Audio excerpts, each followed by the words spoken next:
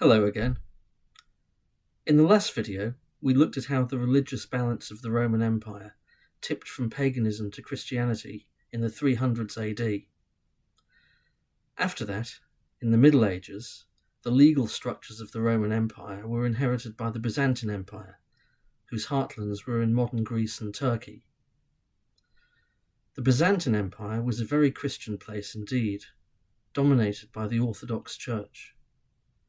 It went through 1,000 years of eventful history before it finally succumbed to the Muslim Ottoman invaders in 1453. Yet even in this conspicuously Christian world, the continuing influence of the classical pagan legacy persisted.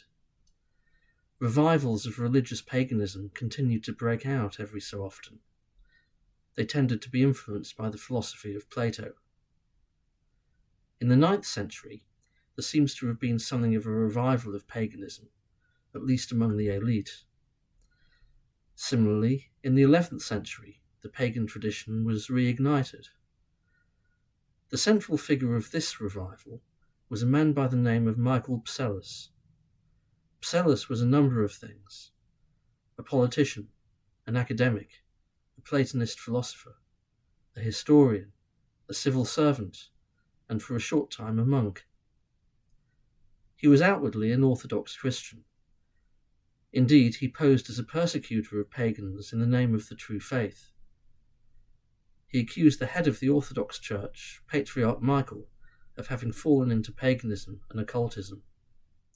Yet Psellus was a slippery character. Beneath his pious public persona, he appears to have had an attachment to pagan ideas. He also seems to have had an interest in practical magical techniques. Psellus did not keep his paganizing views to himself.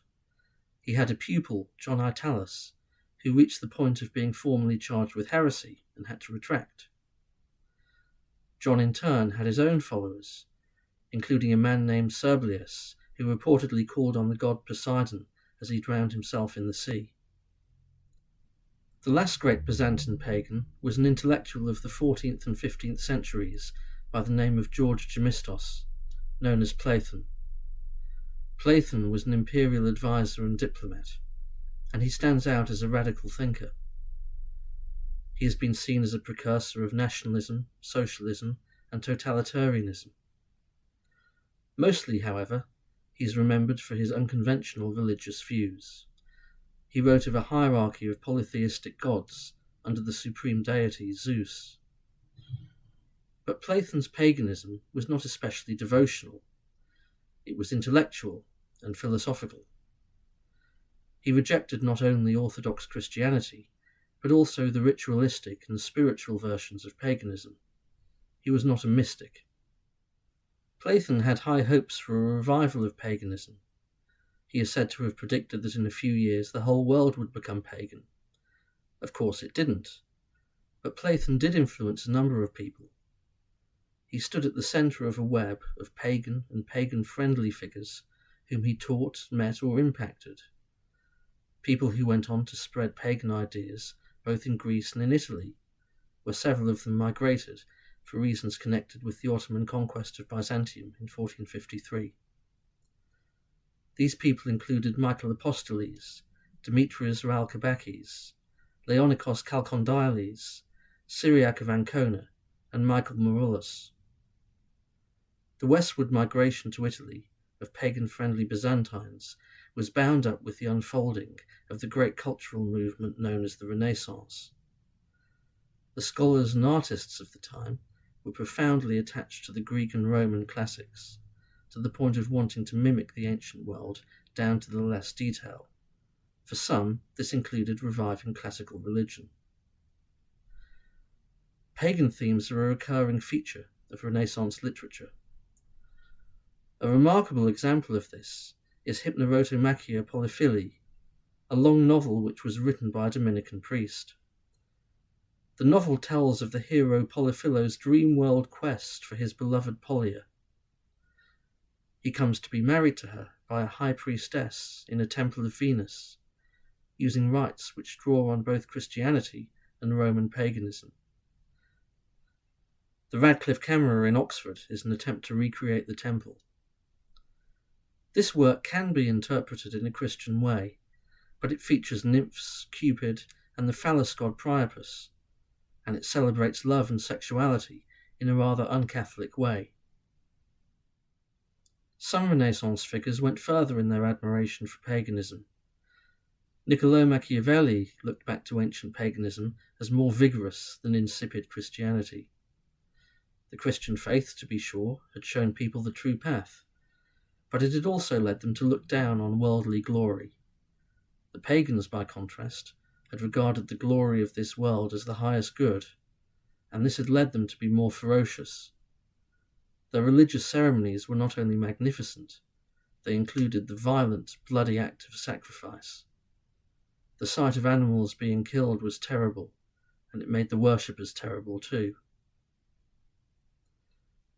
Another person who combined a love of worldly glory with an attachment to the pagan classics was Sigismondo Malatesta, the Lord of Rimini. An aristocratic warrior and patron of the arts, Malatesta is the only person in history who has been personally damned to hell by a pope. He is said to have been a tyrant and a murderer, although his enemies would say that, wouldn't they? Like his contemporaries, he was preoccupied with the ancient Greco-Roman past. He offered Platon a place at his court. Platon declined.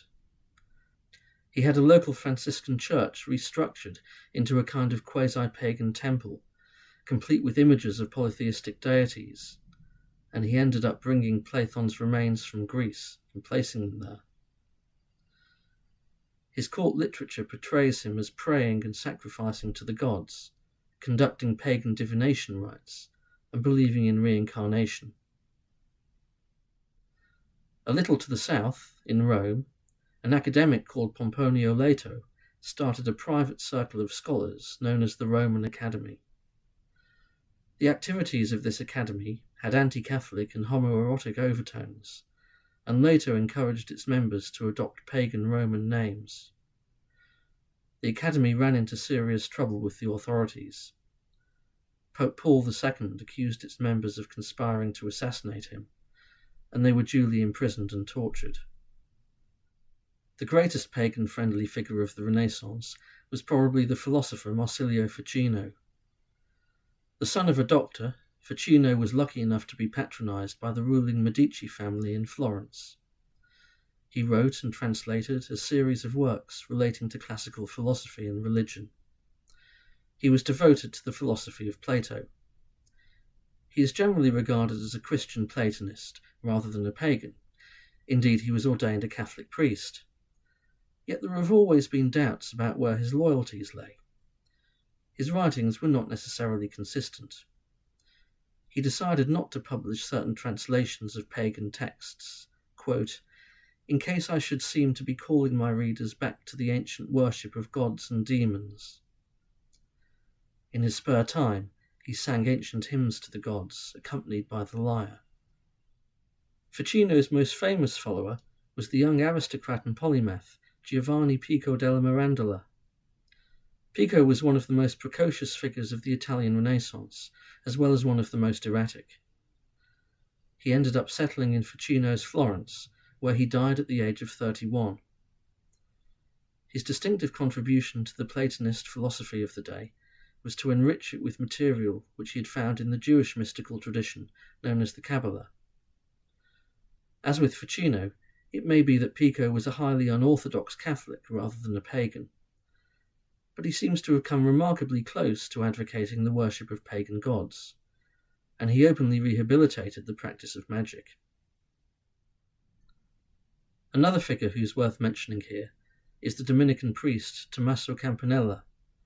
In his utopian work, The City of the Sun, Campanella describes a fictional religion which comprises an unusual mixture of Trinitarian monotheism and veneration of the sun and other celestial bodies. As a practitioner of the tradition of planetary magic, Campanella performed a magical ceremony for Pope Urban VIII, in which he invoked the planets Venus and Jupiter. Further afield, pagan-friendly Italian philosophy was influential in France, Germany, and as far away as Poland and Hungary. In England, The prominent churchman John Colet stood as an intellectual heir of Ficino, Pico, and their school.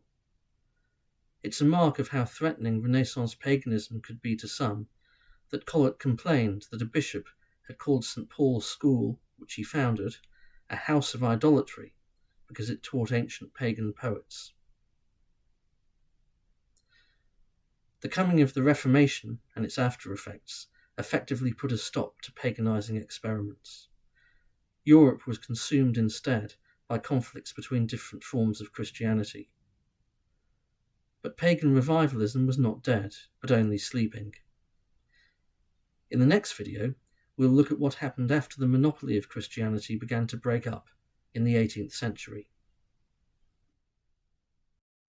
If you want to learn more about the subject of pagan revivals, you may like to buy this book, which is out in October and currently open for pre-order. Paganism Persisting, from Exeter University Press, which I wrote with the historian Francis Young. It's available from the usual outlets.